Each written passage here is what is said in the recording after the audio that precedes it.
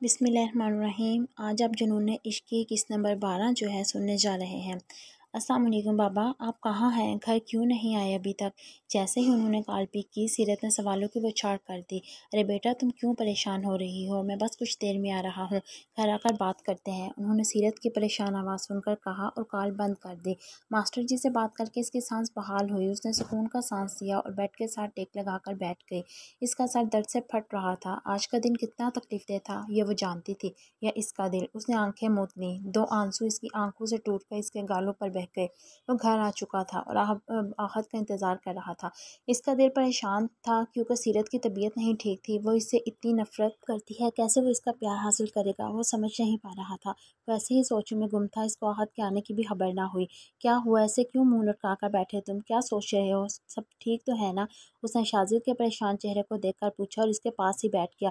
कुछ नहीं, मैं सीरत के बारे में सोच रहा हूँ, उसने खोए खोए से अंदाज में जवाब दिया। क्या हुआ? आहत ने इसकी तरफ देखा। वो खोया खोया सा लग रहा था। उसकी तबीयत ठीक नहीं थी और इसको मेरी वजह से चोट भी लगी। उसने आहिस्ता से बताया। ओह, कैसे? मुझे ठीक से बता, मुझे समझ नहीं आ रही बिल्कुल भी। आहत को इसकी टूटी फूटी बात की समझ नहीं आ रही थी। वो ये भी जानता था कि शाजिद किसी को दुख नहीं दे सकता, और जिससे वो प्यार करता है इसको तो वो कभी दुख देने का सोचेगा भी नहीं। बताता हूँ। शाजिद ने इसको शुरू से लेकर आखिर तक हर बात बता दी। वो बस चुप करके गौर से इसकी बात सुन रहा था। मैंने तुम्हें पहले ही कहा था कि ये सब गलत है।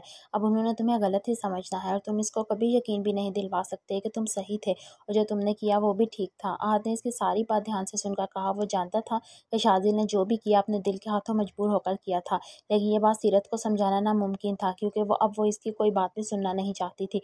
वो इससे नफरत करती थी। जानता हूँ, लेकिन मैं सब ठीक कर दूंगा। बस एक बार सीरत मेरी हो जाए, और अब वो बहुत जल्द मेरी हो जाएगी, फिर सब ठीक हो जाएगा। शाजिद ने खुद को तसल्ली देते हुए कहा, लेकिन वो जानता था कि ये बहुत मुश्किल था सब कुछ ठीक होना। अल्लाह करे ऐसा ही हो जैसे तुम कह रहे हो, उसने सच्चे दिल से कहा। तुम बताओ, कोई मसला तो नहीं हुआ और किसी ने कुछ पूछा तो नहीं ना? शाजिद ने इसकी तरफ देखकर पूछा। हाँ, कोई मसला नहीं हुआ, तुम टेंशन ना लो। किसी को कुछ भी पता नहीं, और ना ही किसी ने कुछ पूछा है, क्योंकि कोई नहीं जानता कि वो सब क्यों हुआ और किसके कहने पर हुआ है। उसने शाजिद को सारी तफसील से बात बताई। वो भी शाजिद से दोस्ती निभा रहा था, क्योंकि वह इसे बहुत प्यार करता था। उसने जो कुछ भी किया था वह शाजिद के लिए किया था, और वो ये भी जानता था कि सब गलत था। गुड, किसी को पता लगना भी नहीं चाहिए। उसने बस इतना ही कहा था। वो सीरत की तबीयत के बारे में सोच रहा था। इसकी तबीयत आज कुछ ठीक नहीं थी। यार, बहुत भूख लगी है। मैंने तुम्हारे के चक्कर में खाना ही नहीं खाया, और मामा भी घर नहीं है। चलो बाहर चलते हैं, उसने कहा और इसको भी बाजू से पकड़कर उठाया। वो जानता था शाजिद परेशान है, इसलिए वो इसका मूड फ्रेश करना चाहता था। नाचार शाजिद को भी इसके साथ जाना ही पड़ा। अभी समीना बेगम भी घर नहीं थी। वो इनसे भी जल्दी से बात करना चाहता था। घर आ गए थे। सीरत इनसे मिलकर खूब रोई। वो भी काफ़ी परेशान से थे, लेकिन जाहिर नहीं कर रहे थे।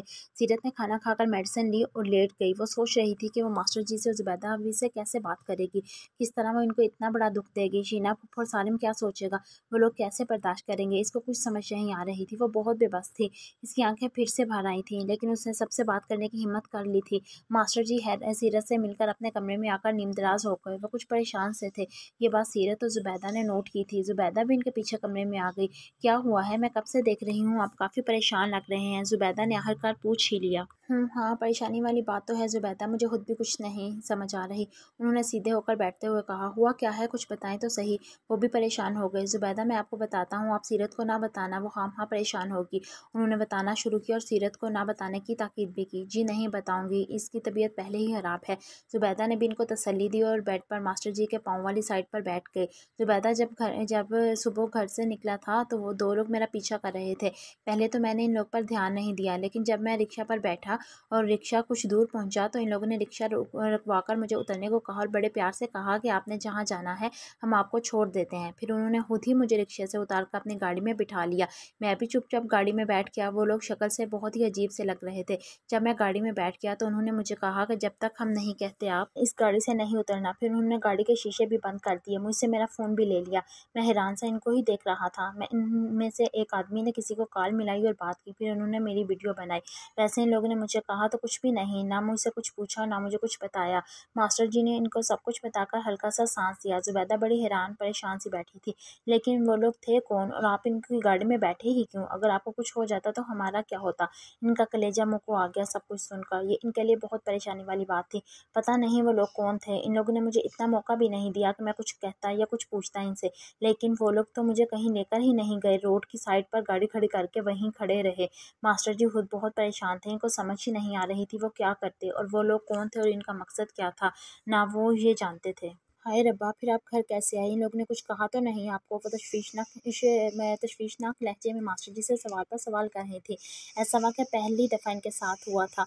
अब नहीं, इन्हीं लोगों ने रिक्शा मंगवाकर मुझे इस पर घर भिजवाया है और यही तो ज़्यादा हैरानी वाली बात है कि इन लोगों ने मुझे कुछ कहा भी नहीं, बस वीडियो बनाई है थोड़ी-सी। मास्टर जी के लिए भी ये बात इनके लिए बहुत तशवीशनाक थी। आप परेशान ना हो, अल्लाह का लाख-लाख शुक्र है कि उन्होंने आपको कुछ नहीं कहा और आप सही सलामत घर पहुँच गए। ज़ुबैदा ने इनको तसल्ली दी। ठीक कहा आपने, अल्लाह हिदायत दे ऐसे लोगों को जो दूसरों को हवार करते हैं। उन्होंने कहा और उठकर खड़े हो गए। नमाज का वक्त हो गया था। अब इनके दिल से बोझ उतर चुका था क्योंकि उन्होंने अपनी बीवी के साथ अपनी परेशानी शेयर कर ली थी। अब उन्होंने अपने रब का भी शुक्रिया अदा करना था जिसने इनको इस मुसीबत से बचा लिया। ज़ुबैदा बीबी उठकर इनके पीछे ही कमरे से बाहर आ गई। उन्होंने भी शुक्राने के नवाफिल पढ़ने थे। शाजिल घर आया तो सीधा समीना बेगम के कमरे में गया। शाजिल ने कमरे का दरवाज़ा नाक किया और अंदर आ गया। समीना बेगम लेटी हुई थी लेकिन अभी जाग रही थी। अरे शाजिल बेटा, आप कब आए बाहर से? उन्होंने सर उठाकर देखा और शाजिल को सामने देखकर पूछा और उठकर बैठ गए। जी मामा जी, मैं अभी आया हूँ, आप लेटी रहें, ना उठे, मुझे आपसे बात करनी है, उसने कहा और समीना बेगम के पास जाकर इनको अपनी बाहों के घेरे में ले लिया। इसके पास यही तो एक रिश्ता था जिसकी वो हर चीज़ से बढ़कर इज्जत और परवाह करता था और जिसको हद से ज़्यादा प्यार भी करता था, जो इसकी माँ थी, इसकी जन्नत थी। हाँ बेटा, करें बात, क्या बात करनी है? उन्होंने भी आगे बढ़कर शाजिद के माथे पर बोसा दिया और थोड़ा सा साइड पर होकर इसके बैठने की जगह बनाई। समीना बेगम देख रही थी कि शाजिल ने इस दिन के बाद संभाल लिया था उसको। मामा, आप जानती हैं ना मैं सीरत से कितना प्यार करता हूँ, मुझे वो भूली ही नहीं। उसने बात का आगाज़ कर समीना बेगम को ऐसे ही घेरे में लेकर बैठ गया। जी जानती हूँ बेटा, मेरी भी ख्वाहिश थी सीरत को बहू बनाने की, लेकिन किस्मत के आगे किसी की चल नहीं सकती।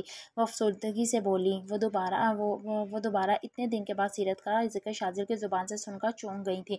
मामा, आप किस्मत की बात छोड़ें, बस सीरत के घर रिश्ता लेकर जाने की तैयारियां करें, बल्कि डायरेक्ट शादी की तैयारियां शुरू कर दें। वो बहुत खुशगवार अंदाज में बोला। वो देख चुका था कि समीना बेगम इसकी बात सुनकर चौंक सी गई थी। वो तो समझ रही थी कि शाजिल हालात के साथ समझौता कर चुका है और सीरत को भूल रहा है, लेकिन ऐसा नहीं था और ना ही हो सकता था कभी भी।